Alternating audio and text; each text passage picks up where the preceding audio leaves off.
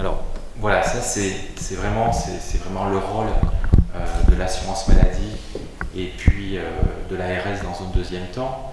C'est vraiment c'est avoir un contact direct avec le patient, personne avérée, et lui poser toutes ces questions. C'est-à-dire où il travaille, d'où il vient, qu'est-ce qu'il a fait depuis 48 heures, quelles sont les personnes avec lesquelles il a eu un contact rapproché à moins d'1 mètre. Et à partir de là, une des questions, puisqu'on est quand même dans un schéma de protection où les mesures barrières sont normalement en place, donc c'est un peu décortiquer tout ce qui a pu être mis en place aussi par chacun des employeurs pour bien évaluer le risque qu'il peut y avoir pour les personnes qui ont été aux alentours ou au contact. Donc, c'était sans doute plus difficile il y a quelques mois. Aujourd'hui, les employeurs, quels qu'ils soient, ont eu des recommandations à mettre en place. Il y a aussi cette protection par les masques qui peut être utilisée.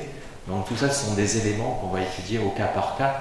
L'objectif, c'est pas d'arrêter tout le monde de son activité pendant 15 jours pour un test, et c'est bien qu'on cible véritablement les cas les plus suspects. Et ça nous semble pour autant absolument fondamental, sinon le virus il va continuer à se propager si on n'arrête pas la chaîne. Donc c'est vraiment une mesure de protection au même titre qu'on le fait pour une méningite. Enfin voilà, c'est vraiment le cas contact avéré, moins d'1 mètre. Qu'est-ce qui a été mis en place au niveau de chacune des entreprises, par rapport à tout ce qu'a pu faire la personne.